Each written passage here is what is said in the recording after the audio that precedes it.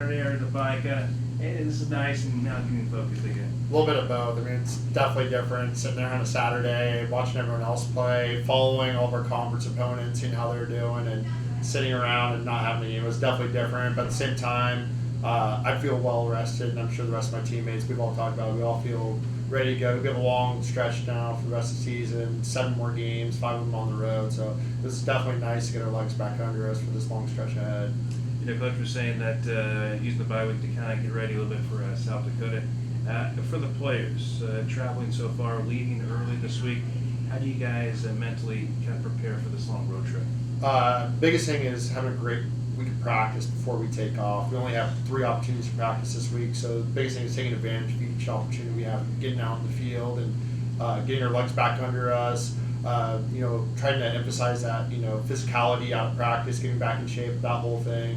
And then also learning about our opponent also. It's nice, we have physical practices, Tuesday, Wednesday. And then once we hit the road, a lot of it's mental, studying your opponent, watching film, and kind of putting yourself in different places while you're watching film so you know where to be at, different formations, some of their tendencies and all that. So definitely that last stretch, Thursday, Friday, Saturday, it's a lot of mental stuff up until game time. Undefeated right now, national ranking, all that is good.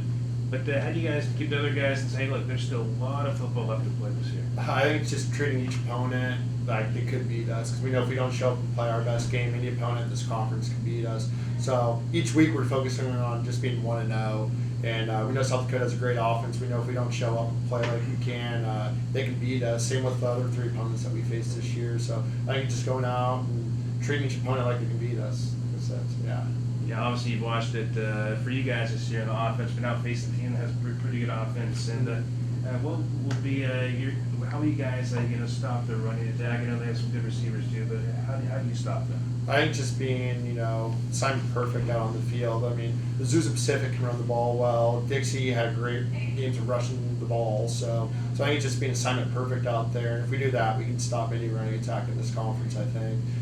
So if we do that, we'll be fine. And then the secondary, the passing game wise, getting pass rush on the quarterback, and then the back half, all of us getting and covering receivers. And I think getting pressure on the quarterback is going to be big this week, because both of them have had some great games this year, running the ball and passing the ball. So if we stop that, I think we'll be all right. How much pressure, not only this year and years past, that they have an offense for you guys that scores points and kind of it has to be taken, I guess some stress or stuff, off the defense. It's not like, hey, you're coming up with those big plays and those stops, but at the same time, when they're getting out to those leads, it has to kind of be comforting. Yeah, we're really fortunate to have an offense that's been putting up so many points, but we all know at some point in the season our defense is going to have to step up and make more big plays and create some more short fields for our offense. We know we have a bunch of tough opponents coming up the second half of the season. We might not be able to have that quick start. So our defense just needs to keep working on getting the ball out quick, 3 and outs, and getting the ball back to our offense. So they can, more opportunities they have to have the ball, the more points they're going to put up. So you're a finalist for the Campbell Trophy. Out of all those athletes, how does that feel to kind of get recognized and be up for that? That's an honor. I mean, there's players from all 4 divisions, across the country. So just being mentioned with a lot of those guys on that list is truly an honor. It's just something to the side. I haven't really been thinking about it too much. I'm just focused on this season and being 1-0 this week. But like I said, it's a true honor to be mentioned with all those other guys. You're one of the nicest guys that I'll see here and at Crabs games. But how do you put on that game face on Saturday? I love winning, and that's what it comes down to. I love competing out there, and when it's Saturday, it's ready to get going. I'm ready to go. Taylor, you've seen the highs and lows over your tenure here at Humboldt State. You know how hard it is to get wins, and you guys get rolling and get it going. So how do you keep the young guys and different people focused on going 1-0 Saturday? I think it's on us leaders and going out there and practicing each week, like knowing if we don't practice hard all week, we can lose. So I think it's on us veterans and us leaders out there kind of setting that tone at practice, how we're going to practice each day.